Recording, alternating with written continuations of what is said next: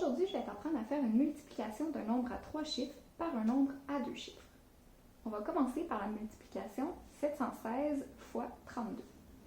Donc, je vais commencer par écrire ma multiplication en colonne.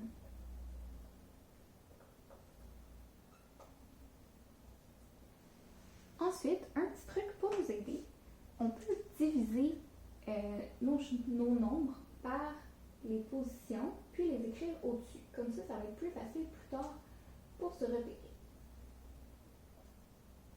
Donc ici, je sais que j'ai mes unités, mes dizaines et mes centaines. Je sais déjà que je risque d'avoir un plus gros nombre, donc je peux déjà aller mettre mes unités de mille. Une fois que ça c'est fait, on peut commencer notre multiplication.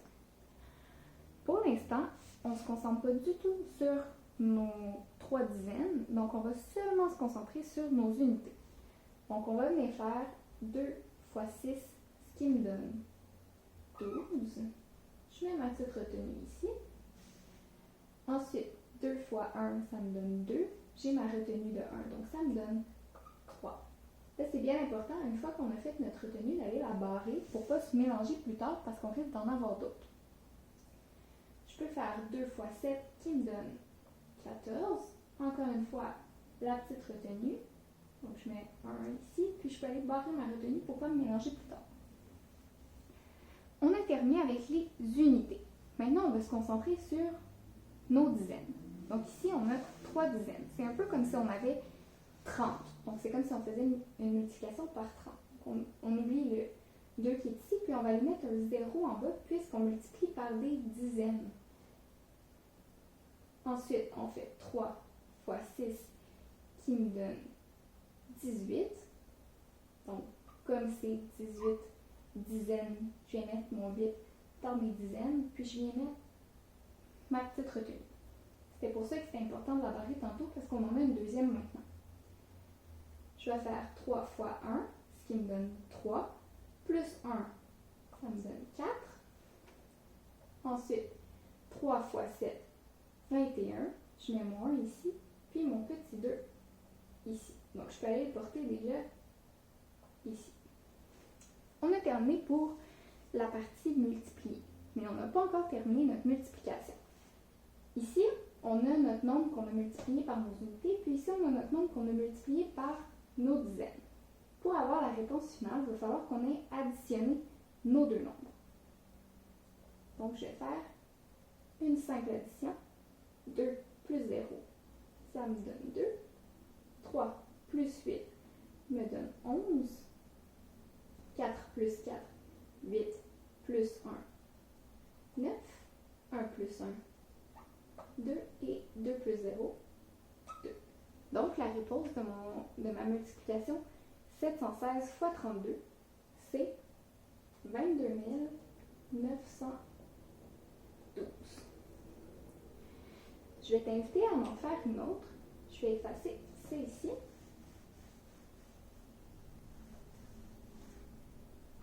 Puis, je vais te demander de venir faire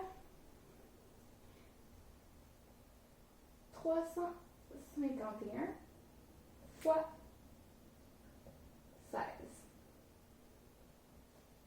Je t'invite à faire pause afin de pouvoir réaliser toi-même la multiplication, puis ensuite on la fera ensemble. Donc, je vais la faire tout de suite de mon côté.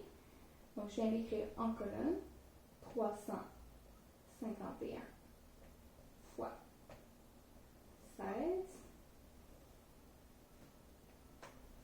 Pour m'aider, je peux venir faire mes colonnes de position.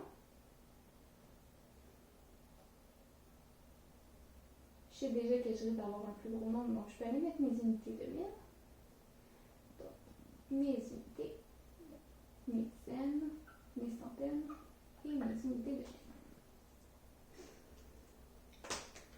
Je commence par oublier mes dizaines et je me concentre sur mes unités. Donc, 6 fois 1 me donne 6. 6 fois 5 me donne 30. Donc, je mets mon 0 ici et ma retenue de 3. 6 fois 3 18, plus 3, 21. Je vais aller barrer ma retenue ici. Puis, mon 2, je peux venir descendre tout de suite, puis je barre ça ici. J'ai fini pour les unités, donc j'oublie mes unités et je me concentre sur mes dizaines. Donc, comme je multiplie par des dizaines, j'oublie pas de mettre mon 0 en bas ici. 1 fois 1, ça me donne 1. 1 fois 5 me donne 5, puis 1 fois 3 me donne 3. Ensuite, j'ai mon nombre multiplié par des unités, puis j'ai mon nombre multiplié par mes dizaines. Donc, je vais aller additionner les deux, ce qui me donne 6 plus 0. 6, 0 plus 1, 1, 1 plus 5, 6 et 2 plus 3, 5. Donc, la réponse de ma multiplication 351 fois 16, c'est 5616.